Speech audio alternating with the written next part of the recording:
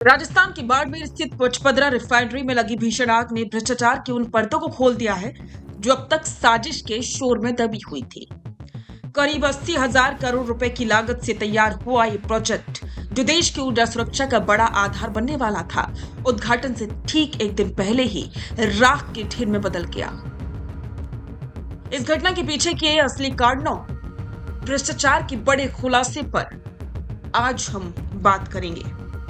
जब पचपदरा रिफाइनरी में आग लगी तो पहला शब्द साजिश गूंजा।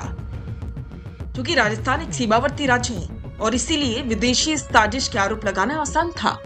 मामला इतना बड़ा कि जांच राष्ट्रीय एजेंसी यानी कि एनआईए को सौंप दी गई, लेकिन एनआईए की शुरुआती जांच में जो सच सामने आया है उसने सरकार और सिस्टम की नींव हिला दी।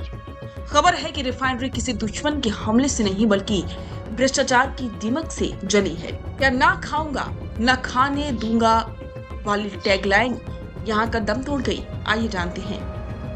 एनआईए के अधिकारियों के हवाले से मीडिया में खबर आई, रिफाइनरी की जिस आग को साजिश बताया जा रहा था उसके पीछे घटिया क्वालिटी के मटेरियल का इस्तेमाल सबसे बड़ी वजह बनकर उभरा। रिफाइनरी में पाइप P5 अलॉय स्टील के होने चाहिए थे जो भारी तापमान झेल सके, लेकिन लागत बचाने के चक्कर में उसकी जगह 3 से 4 गुना सस्ती कार्बन स्टील का इस्तेमाल हुआ। तेल रिफाइनरिंग यूनिट में घटिया क्वालिटी के ऑटोमेटिक सेफ्टी वाल्व का इस्तेमाल हुआ जो दबाव सहने में नाकाम रहे।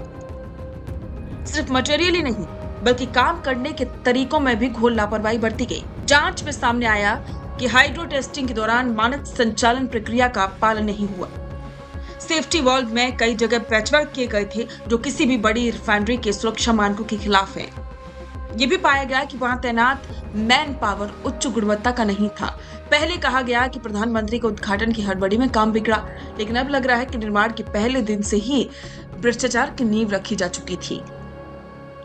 प्रधानमंत्री नरेंद्र मोदी ने हमेशा भ्रष्टाचार के खिलाफ जीरो टॉलरेंस की बात कही है, लेकिन 80,000 करोड़ रुपए की जनता की कमाई से बनी इस रिफाइनरी का बड़ा हिस्सा जलना कई सवाल उठाता है। उद्घाटन से ठीक पहले आग लगना सिर्फ एक हादसा नहीं बल्कि उन ठेकेदारों और अधिकारियों की मिलीभगत का नतीजा है जिन्होंने घटिया मटेरियल के जरिए अपनी जेबें भरी। अब इस रिफाइनरी को फिर से शुरू करने में लंबा वक्त और भारी भरकम पैसा लगेगा, जिसकी भरपाई फिर से देश की जनता को ही करनी पड़ेगी। बाड़मेर की आग ये सबक है कि जब बड़े प्रोजेक्ट्स में सुरक्षा और गुणवत्ता से समझौता किया जाता है तो अंजाम ऐसा ही होता है। एनआईए को साजिश के सबूत तो नहीं मिले, लेकिन भ्रष्टाचार के पुख्ता प्रमाण जरूर मिले। क्या इस महा भ्रष्टाचार के दोषियों पर वैसी ही कार्रवाई होगी जैसी जीरो टॉलरेंस वाली सरकार में होनी चाहिए? आने वाला वक्त बताएगा। तो क्या आपको लगता है कि रिफाइनरी की इस आग के लिए सिर्फ ठेकेदार जिम्मेदार हैं या उन पर निगरानी रखने वाले अधिकारी भी? क्या इस मामले की और भी गहराई से जांच होनी चाहिए? अपनी राय कमेंट में जरूर लिखें और बने रहें द फैक्ट इंडिया के साथ।